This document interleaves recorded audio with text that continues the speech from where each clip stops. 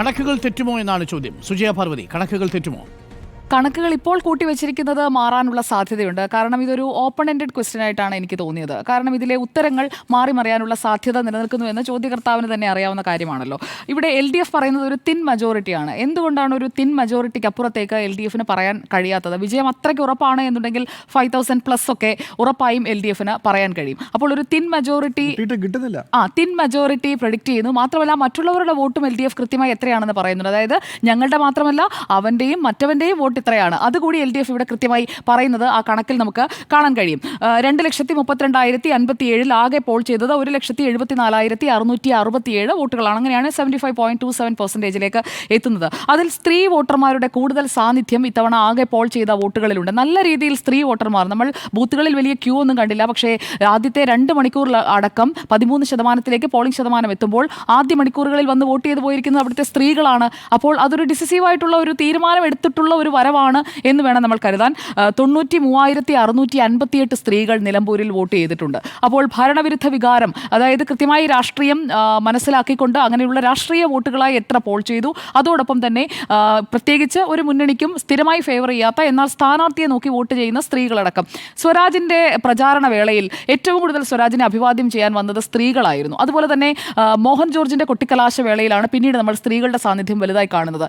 എന്നാൽ മറുഭാഗത്ത് UDFന്റെ പ്രചാരണ ക്യാമ്പയിനുകളിൽ, അതുപോലെ അവരുടെ പരിപാടികളിൽ, അവിടെയൊക്കെ പ്രിയങ്ക ഗാന്ധി വന്ന പരിപാടിയിലടക്കം എത്രത്തോളം സ്ത്രീ സാന്നിധ്യം ഉണ്ടായിരുന്നു എന്നത് കൂടി നോക്കണം. അപ്പോൾ സ്വരാജിന് അങ്ങനെ ഒരു അഡ്വാൻറ്റേജ് അവിടെ കിട്ടിയിട്ടുണ്ടോ എന്ന കാര്യത്തിൽ അതിൽ അപ്പോഴും ഒരു ക്വസ്റ്റ്യൻ അവിടെ ബാക്കി നിൽക്കുകയാണ്. അവിടെ കാരണം യുവ വോട്ടർമാരുടെ ആ ഒരു രീതിയിലുള്ള ഒരു സ്വാധീനം ഉണ്ടായിട്ടുണ്ടോ എന്നത് നമുക്കിപ്പോൾ പ്രെഡിക്റ്റ് ചെയ്യാൻ കഴിയില്ല. കാരണം ഈ തിൻ മജോറിറ്റിയെ കുറിച്ച് LDF പറയുമ്പോഴും അത് അവരുടെ ഉറച്ച വോട്ടുകൾ വെച്ചിട്ടായിരിക്കും ഈ കണക്ക് കൂട്ടുന്നത്. കാരണം നേരത്തെ പല കണക്കുകളും തെറ്റിയിട്ടുണ്ട്. വിജയം പ്രവചിച്ച പലയിടങ്ങളിലും കഴിഞ്ഞ ലോക്സഭാ തെരഞ്ഞെടുപ്പിൽ വടകരയടക്കം ജയം ഉറപ്പിച്ചിട്ടുള്ള പല സ്ഥലങ്ങളിലും അവർക്ക് സംഭവിച്ചിട്ടുള്ളത് എന്താണ് എന്നത് ചരിത്രം നമ്മുടെ മുന്നിലുള്ള കാര്യമാണ്.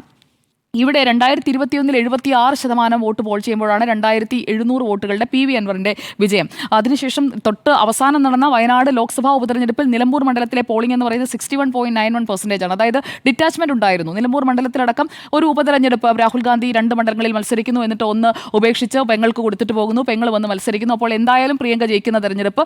എന്നാൽ പിന്നെ നമ്മൾ എല്ലാവരും ചെയ്യണോ, കുറച്ച് പേര് ചെയ്താലും ജയിക്കുമല്ലോ എന്ന് കരുതി പോളിംഗ് പെർസെൻറ്റേജ് അവിടെ കുറയുന്നതാണ് നമ്മൾ കണ്ടത്. പക്ഷേ ഇവിടെ പ്രിയങ്ക ഗാന്ധി മത്സരിച്ചപ്പോൾ ഇത്രയധികം സ്ത്രീ വോട്ടർമാർ വോട്ട് ചെയ്യാൻ പോയിട്ടില്ല. പക്ഷേ ഈ തെരഞ്ഞെടുപ്പിൽ നിലമ്പൂർ മണ്ഡലത്തിൽ ഇത്രയധികം സ്ത്രീ വോട്ടർമാർ വോട്ട് ചെയ്യാൻ പോയിട്ടുണ്ട് എന്നത് ഒരു ഫാക്ടറായിട്ടാണ് ഞാൻ കരുതുന്നത്. അതുകൊണ്ട് തന്നെ ഈ കണക്ക് അത്ര നിസ്സാരമാണ് അല്ലെങ്കിൽ എളുപ്പമാണ്, പെട്ടെന്ന് തയ്യാറാക്കാൻ കഴിയുന്ന ഒരു കണക്കാണ് എന്ന് ഞാൻ കരുതുന്നുമില്ല. ഇവിടെ UDFന്റെയും LDFന്റെയും കണക്കുകൾ അത് രണ്ടും, UDFന്റേത് LDF പോലെ ഒരു സിസ്റ്റമാറ്റിക്കായ ഒരു സംവിധാനമാണോ അവർ കണക്ക് കൂട്ടുന്നതെന്ന് ചോദിച്ചു കഴിഞ്ഞാൽ അവരൊരിക്കലും എതിരാളികളുടെ വോട്ട് ഇത്രയാണ് എന്ന് കൃത്യമായി പ്രഡിക്റ്റ് ചെയ്യാറില്ല. പക്ഷേ LDF അതും പ്രഡിക്റ്റ് ചെയ്യുന്നുണ്ട്.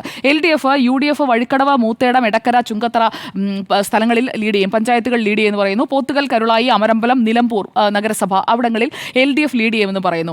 ഈ PV അൻവറിന്റെ വോട്ടിൽ കൃത്യമായ പ്രഡിക്ഷനാണ് LDF നടത്തിയിരിക്കുന്നത്. ഒരുപക്ഷേ 2 തവണ അവരുടെ മുന്നണി സ്ഥാനാർത്ഥിയായി മത്സരിച്ച് വിജയിച്ചത് കൊണ്ട് അൻവറിന്റെ പോക്കറ്റുകൾ ഏതാണ്, അൻവർ എവിടെ നിന്നൊക്കെ വോട്ട് പിടിക്കുമെന്നത് LDFന് അറിയുന്നത് കൊണ്ടായിരിക്കാം 5120, 5121 ഇല്ല, 5119 ഇല്ല, 5120 വോട്ടുകൾ PV അൻവർ നേടുമെന്നതാണ് LDFന്റെ കണക്കുകൂട്ടൽ. ഇത്ര കൃത്യമായ അൻവറിൻ്റെത് പ്രഡിക്റ്റ് ചെയ്യാൻ പറ്റുന്നുണ്ട്. അതുപോലെ തന്നെ ഷൗക്കത്തിന്റെ വോട്ടുകൾ പറയുന്നത് 78,595 ആണ്. അതായത് റൗണ്ട് ചെയ്ത് പോലുമില്ല, 79,000 ആക്കുന്നില്ല, 78,595 വോട്ടുകളാണ്. അപ്പോൾ ഇത്ര കൃത്യമായി ആറ്റിക്കുറുക്കിയെടുത്ത് ഈ കണക്ക് എങ്ങനെയാണ് തെറ്റുക? LDF ഇത്ര കൃത്യമായി, അതായത് എതിരാളികളുടേതടക്കം ഇത്ര കൃത്യമായി പ്രഡിക്റ്റ് ചെയ്യുകയാണ്. NDAക്ക് 8,335 ആണ്. അപ്പോൾ ഈ കണക്കുകൾ എവിടെ നിന്നാണ്, അല്ലെങ്കിൽ ഈ കണക്കുകൾ എങ്ങനെയാണ് തയ്യാറാക്കിയതെന്ന് നോക്കിക്കഴിഞ്ഞാൽ അവരുടെ ബൂത്തുകൾ തിരിച്ചുകൊണ്ടുള്ള കൃത്യമായ ആളുകളെ ബൂത്തുകളിൽ എത്തിച്ച്, പോളിംഗ് ബൂത്തുകളിലേക്ക് എത്തിച്ച ഓരോ ഇടങ്ങളിലെയും സിസ്റ്റമാറ്റിക് ആയിട്ടുള്ളൊരു കണക്കായിരിക്കണമല്ലോ. അല്ലെങ്കിൽ ഇത്രയും കൃത്യമായി അവർക്ക് പ്രെഡിക്റ്റ് ചെയ്യാൻ സാധിക്കുമോ? അതോ വെറുതെ ഒരു കണക്ക് ഇത് ഞങ്ങളുടെ കണക്കാണ് എന്ന് പറഞ്ഞ് പ്രചരിപ്പിക്കില്ലല്ലോ. ഇപ്പോൾ ഇടതുപക്ഷത്തിൻ്റെ നിലമ്പൂരിലുള്ള നേതാക്കൾ മാത്രമല്ല അണികളടക്കം വിശ്വസിക്കുന്നത് സ്വരാജ് വിജയിക്കുമെന്നാണ്.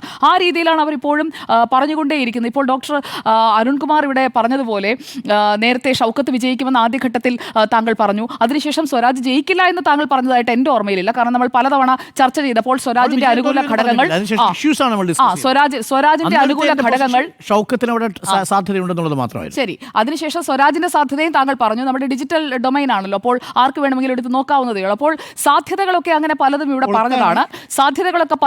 പറഞ്ഞതാണ്. അതൊക്കെ ഡിജിറ്റൽ ഡൊമൈനിൽ അവൈലബിളുമാണ്. എല്ലാവരും പറഞ്ഞ സാധ്യത അവിടെ കിടപ്പുണ്ട്. PV അൻവറിനെ ജയിപ്പിച്ചത് കിടപ്പുണ്ട്. അപ്പോൾ അതെല്ലാം അവിടെ കിടപ്പുണ്ട്. അപ്പോൾ PV വി അൻവറിന്റെ ഞാൻ പറഞ്ഞു പോയെന്നേ ഉള്ളൂ. അപ്പോൾ പി വി അൻവർ 75,000 നിന്ന് അദ്ദേഹം റിയലിസ്റ്റിക് ആണ്. ഞാൻ പി വി അൻവറിനെ അപ്രീഷിയേറ്റ് ചെയ്യാണ്. കാരണം അദ്ദേഹം 75,000 പറഞ്ഞെങ്കിലും അദ്ദേഹം അത് 3-1 കുറച്ചിട്ടുണ്ട്. അപ്പോൾ 75,000 ഒന്നും കിട്ടില്ല, 25,000 എന്ന രീതിയിലേക്ക് പി വി അൻവർ യാഥാർത്ഥ്യ ബോധത്തോടെ വന്നിട്ടുണ്ട്. പക്ഷേ പി വി അൻവർ 3-1 ചുരുക്കുമ്പോൾ മണ്ഡലത്തിൽ പി വി അൻവറിന് 25,000 കിട്ടുമോ എന്ന ചോദ്യം അവിടെ നിൽക്കുകയാണ്. പി വി അൻവർ 25,000 പിടിച്ചാൽ ഇടതുപക്ഷത്തിന് ഈ കണക്ക് തെറ്റും. കാരണം ഇടതുപക്ഷത്തിന്റെ കണക്കിൽ 5,120 ഉള്ളൂ. അതിന്റെ 5 ഇരട്ടിയാണ് അൻവർ പറയുന്നത്. അപ്പോൾ 5-1 ഒന്നുകിൽ അൻവർ ചുരുക്കാൻ തയ്യാറാകണം അൻവറിന്റെ കണക്ക്, അല്ലെങ്കിൽ ഇടതുപക്ഷം 25,000 അൻവറിന് കൊടുത്തിട്ട് ഈ കണക്കൊന്ന് പുതുക്കി എഴുതണം. അപ്പോൾ അവരുടെ ഭാഗത്തു നിന്നാണോ പോകുന്നത്, യു ഡി എഫിന്റെ ഭാഗത്തു നിന്നാണോ പോകുന്നത് എന്നുള്ളൊരു ക്വസ്റ്റൻ അവിടെ നിൽക്കുന്നുണ്ട്. അപ്പോൾ ഇനിയും കൂട്ടാനും തിരുത്താനും മായ്ച്ചെഴുതാനും ഒക്കെയുള്ള കണക്ക് നിലമ്പൂരിൽ നിൽക്കുന്നുണ്ട് എന്നതാണ് എൻ്റെ ടേക്ക്. ഇവിടെ നേരത്തെ ഡോക്ടർ അരുൺ പറഞ്ഞല്ലോ, ഇടതുപക്ഷത്തിന്റെ അടിസ്ഥാന വോട്ടുകൾക്ക് ഒപ്പം തന്നെ അൻവർ പിടിച്ച വോട്ടുകൾ, ആ കണക്ക് കൃത്യമായി 2016 അതായത് അൻവർ ആദ്യമായി MLA ആയി തെരഞ്ഞെടുക്കപ്പെടുന്ന 2016 തെരഞ്ഞെടുപ്പ് നോക്കിയാൽ നമുക്ക് മനസ്സിലാക്കാൻ കഴിയും. 78,527 വോട്ടുകളാണ് അന്ന് അൻവർ പിടിച്ചത്. അതിൽ 78,527 ഒരു 60,000 മാത്രമാണ് ഇടതുപക്ഷത്തിന്റെ വോട്ടുകൾ. ബാക്കി 18,527 അൻവർ സ്വന്തം നിലയ്ക്ക്. അൻവർ നേരത്തെ കോൺഗ്രസിനൊപ്പമായിരുന്നു, അല്ലെങ്കിൽ അൻവറിന്റെ പശ്ചാത്തലം എന്താണ് എന്ന് നമുക്കറിയാമല്ലോ. പൂർണ്ണമായും ഒരു ഇടതുപക്ഷത്തിനൊപ്പം ആദ്യകാലം മുതലേ നിന്ന ഒരു നേതാവൊന്നുമല്ല പി വി അൻവർ. അപ്പോൾ അൻവറിന്റെ ബേസ് എന്താണ്, അൻവർ ഏത് രീതിയിലാണ് ആ മണ്ഡലത്തിൽ സ്വാധീനം ഉണ്ടാക്കാൻ ശ്രമിച്ചത് എന്നതടക്കമുള്ള കാര്യങ്ങൾ അവിടെ നിൽക്കുന്നുണ്ട്. അപ്പോൾ അൻവറിന്റെ സ്വാധീനം എന്ന് പറയുന്നത് ഇടതുപക്ഷം മാത്രമല്ല, ഇക്കഴിഞ്ഞ 9 വർഷത്തെ ബന്ധം മാത്രമല്ല അൻവറിന് നിലമ്പൂർ മണ്ഡലത്തിലുള്ളത് എന്നതാണ് ഞാൻ മനസ്സിലാക്കുന്നത്. അതിനപ്പുറമുള്ള ബന്ധങ്ങൾ പി വി അൻവറിനുണ്ട്. ആ പോക്കറ്റുകളിൽ അൻവർ പ്രചാരണം നടത്തിയ സ്ഥലങ്ങൾ കൂടി നമ്മളൊന്ന് നോക്കണം. അൻവർ അവസാന ഘട്ടത്തിൽ കൂടുതൽ കേന്ദ്രീകരിച്ചത് വഴിക്കടവിലും ചുങ്കത്തറയിലും ഒക്കെയാണ്. അതുപോലെ തന്നെ പോത്തുകല്ല്, അമരമ്പലം, എടക്കര, അൻവറിന്റെ സ്വാധീന മേഖലകളിൽ അൻവർ കൂടുതൽ സമയം ചെലവഴിച്ചിട്ടുണ്ട്. മാത്രമല്ല അവിടെ കൊട്ടിക്കലാശം നടക്കുന്ന വേളയിലും ഈ പറഞ്ഞ പ്രദേശങ്ങളിലൂടെയാണ് കൃത്യമായി അൻവർ പോയത്. അപ്പോൾ അൻവർ എന്നറിയാം, അൻവർ ജയിക്കില്ല എന്നുള്ളത് അൻവറിനറിയാം. എന്നാൽ എവിടെ നിന്നാണ് വോട്ട് ചോർത്തേണ്ടത് എന്നതിനെക്കുറിച്ച്, അതായത് ആര്യാടൻ ഷൗക്കത്ത് എന്ന് പറയുന്നത് എം സ്വരാജിനെ എത്രത്തോളം, അതായത് പിണറായിസത്തിന്റെ പ്രതിരൂപമാണ് സ്വരാജ് എന്ന് പറയുമ്പോഴും എം സ്വരാജിനേക്കാൾ അൻവറിന്റെ ഒരു എതിരാളിയായി അൻവർ കാണുന്നത് ആര്യാടൻ ഷൗക്കത്തിനെയാണെന്നാണ് ഞാൻ മനസ്സിലാക്കുന്നത്. കാരണം ആ രീതിയിലായിരുന്നു അൻവറിന്റെ പ്രതികരണങ്ങൾ. അത് ആര്യാടൻ ഷൗക്കത്തിന് എന്തെങ്കിലും കുറവുണ്ടായിട്ടല്ല, പക്ഷേ ആര്യാടൻ ഷൗക്കത്തിനെ സ്ഥാനാർത്ഥിയാക്കുന്നതിനോട് അൻവറിന് എതിർപ്പുണ്ടായിരുന്നു എന്നതാണ്. അത് പരസ്യമായി പറഞ്ഞുകൊണ്ടാണ് UDF-ലേക്കുള്ള വാതിൽ അൻവർ തന്നെ പകുതി അടച്ചു വെച്ചത്. ബാക്കി VD സതീശൻ അടയ്ക്കുകയും ചെയ്തു. അപ്പോൾ അവിടെ ഒരു പ്രതികാര ബുദ്ധി പി വി അൻവറിന് ഉണ്ടാകാതിരിക്കില്ല. അതുകൊണ്ടായിരിക്കാം വഴിക്കടവ് എന്ന് പറയുന്നത് UDF-ന്റെ സ്വാധീന മേഖലയാണ്. അവിടെ പോയി അവസാന ദിവസങ്ങളിൽ കൂടുതൽ കേന്ദ്രീകരിച്ചത് എന്തിനാണ്? ആ ഭാഗത്തെ വോട്ട് ചോർത്താനല്ലേ. വഴിക്കടവിൽ ഇപ്പോഴും LDF പറയുന്നത്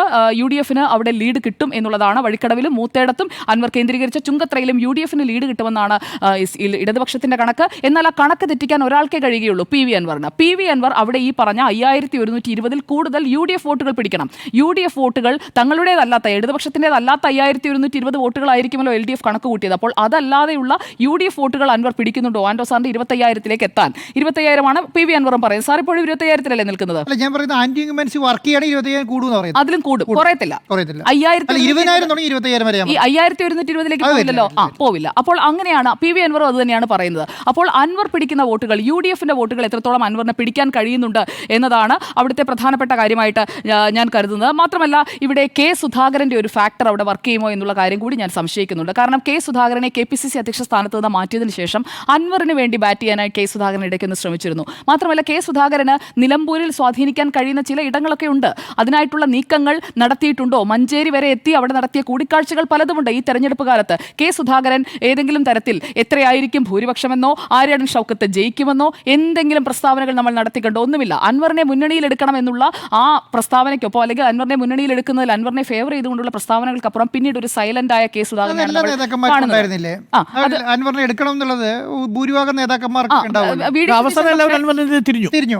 VD സതീശൻ എടുത്ത ഒരു സ്റ്റേജ് വരെ ഉണ്ടായിരുന്നു. പിന്നെ ഈ കാൻഡിഡേറ്റ് സെലക്ഷൻ ഒരു പ്രധാനപ്പെട്ട കാര്യമാണ്. VS ജോയിക്ക് വേണ്ടിയാണല്ലോ അൻവർ ഈ ബഹളമെല്ലാം ഉണ്ടാക്കിയത്. VS ജോയി ഇതിൽ ഈ ഒരു തെരഞ്ഞെടുപ്പിൽ ഏറ്റവും മാന്യമായി പെരുമാറിയ ഒരു നേതാവ് ആരാണെന്ന് ചോദിച്ചാൽ അത് VS ജോയി ആണ്. അതിലും VS ജോയിയെ നമ്മൾ അഭിനന്ദിക്കുക കൂടി വേണം. കാരണം VS ജോയിക്ക് നല്ല രീതിയിൽ അയാൾ ഇത്രയും കാലമായി അവിടെ ഗ്രൗണ്ട് വർക്ക് ചെയ്തത് VS ജോയി ആണ്. VS ജോയി അത്രയും ഗ്രൗണ്ട് വർക്ക് ചെയ്ത, അല്ലെങ്കിൽ ഉഴുതുമറിച്ചിട്ട ഒരു നിലത്ത് വിത്തെറിയുന്ന പണിയെ അവിടെ ആര്യാടൻ ഷൗക്കത്തിനും അവിടേക്ക് എത്തിയ UDF-ന്റെ നേതാക്കൾക്കും ഉണ്ടായിരുന്നുള്ളൂ. കാരണം അത്രയ്ക്കധികം ആ മണ്ണിനെ പരുവപ്പെടുത്തിയിരുന്നു VS ജോയി അവിടെ മത്സരിക്കുന്നതിന് വേണ്ടി. 2026 മത്സരിക്കുന്നതിന് വേണ്ടി ഒരു ഉപതെരഞ്ഞെടുപ്പ് വരുമെന്ന് കരുതിയല്ല, 2026 അവിടെ ഞാനായിരിക്കും സ്ഥാനാർത്ഥി എന്ന് VS ജോയി ആത്മാർത്ഥമായി കരുതിയിട്ടുണ്ട്. നേതാക്കൾ അദ്ദേഹത്തിന് ഉറപ്പും കൊടുത്തിട്ടുണ്ടാകും. അപ്പോൾ അങ്ങനെ ഒരുക്കിയിട്ട മണ്ണിൽ വിത്തെറിയുന്ന പണിയെ അവിടെ ആര്യാടൻ ഷൗക്കത്തിന് യഥാർത്ഥത്തിൽ ഉണ്ടായിരുന്നുള്ളൂ. അപ്പോൾ VS ജോയി ഒരുക്കിയിട്ട ആ നിലത്ത് VS ജോയി അല്ല മറ്റൊരാൾ വന്നു എന്നുള്ളത് അവിടുത്തെ UDF അല്ലെങ്കിൽ കോൺഗ്രസ് പ്രവർത്തകർക്കിടയിൽ ഒരു പ്രതിഫലനം ഉണ്ടാക്കിയിട്ടുണ്ടോ? VS ജോയിയെ ചതിച്ചതിനുള്ള ഒരു വോട്ടും ഈ മാസായി വന്ന് വോട്ട് ചെയ്തത് VS ജോയിയെ അനുകൂലിക്കുന്ന ആളുകൾ മുന്നണി തോൽക്കണമെന്ന് അവർ ആഗ്രഹിക്കുന്നുണ്ടാകില്ല. പക്ഷേ VS ജോയിയെ ചീറ്റ് ചെയ്തു എന്നുള്ളൊരു തോന്നലുണ്ടെങ്കിൽ ആ രീതിയിലും വോട്ടുകൾ വീഴാം. സ്ത്രീകളടക്കമുള്ളവർക്ക്, മലയോര മേഖലയിലുള്ളവർക്ക്, ക്രൈസ്തവ വോട്ടുകൾക്ക് ഒക്കെ അങ്ങനെ തോന്നാനുള്ള മനുഷ്യന്റെ മനസ്സാണ്. നമ്മളിങ്ങനെ എണ്ണി കൂട്ടുന്നത് പോലെ ആയിരിക്കില്ല പോളിംഗ് ബൂത്തിൽ എത്തിക്കഴിയുമ്പോൾ ഈ പല കാര്യങ്ങൾ ഓർമ്മയിലേക്ക് വരും. ഇപ്പോൾ നമ്മൾ വോട്ട് ചെയ്യുമ്പോഴായാലും പല കാര്യങ്ങൾ നമ്മുടെ മനസ്സിലേക്ക് വരുമ്പോൾ കൃത്യമായ ഒരു കേഡർ വോട്ടല്ല ഒരാൾ ചെയ്യുന്നത് എന്നുണ്ടെങ്കിൽ ഉറപ്പായും പല ഫാക്ടേഴ്സ് സ്വാധീനിച്ചതിന് ശേഷമാണ് വോട്ട് ചെയ്യുന്നതെന്ന് നിഷ്പക്ഷമായി വോട്ട് ചെയ്യുന്നവർ അല്ലെങ്കിൽ അനുഭാവി വോട്ടുകൾ അങ്ങനെയുള്ള ആളുകൾ പറഞ്ഞ് കേട്ടിട്ടുണ്ട് നമ്മൾ പല തെരഞ്ഞെടുപ്പുകളിലും. അപ്പോൾ ഇവിടെ ആര്യാടൻ ഷൗക്കത്തിനെ UDFൽ സ്ഥാനാർത്ഥിയാക്കിയില്ലെങ്കിൽ LDFിലേക്ക് പോയേനെ എന്നുള്ള തോന്നൽ വരെ ഒരു ഘട്ടത്തിൽ തോന്നിപ്പിച്ചിരുന്നു. അതായത് ഇവിടെ സ്ഥാനാർത്ഥി അല്ലെങ്കിൽ മറുഭാഗത്തേക്ക് പോകും. അതൊക്കെ ആ മണ്ഡലത്തിൽ ആ ഘട്ടത്തിൽ ചർച്ചയായതാണ്. ഇക്കഴിഞ്ഞ 21 ദിവസത്തെ കാര്യങ്ങൾ മാത്രമല്ല, അതിന് മുൻപുള്ള കാര്യങ്ങൾ കൂടി അവിടെ ചർച്ചയായിട്ടുണ്ട് എന്നുണ്ടെങ്കിൽ ഈ കണക്കുകളെല്ലാം തെറ്റും. അവിടെ PV അൻവറിന് 5120 അല്ലെങ്കിൽ അതിൽ താഴേക്കോ പോകുന്ന ഒരു സാഹചര്യം ഉണ്ടായാൽ ഇടതുമുന്നണിയുടെ കണക്ക് ശരിയാകുന്ന സാഹചര്യം വരും. അപ്പോൾ പൂർണ്ണമായും എഴുതി തള്ളാറായിട്ടില്ല ഇടതുമുന്നണിയുടെ കണക്കിനെ എന്നതാണ് ഈ വിഷയത്തിലെ എൻ്റെ അഭിപ്രായം.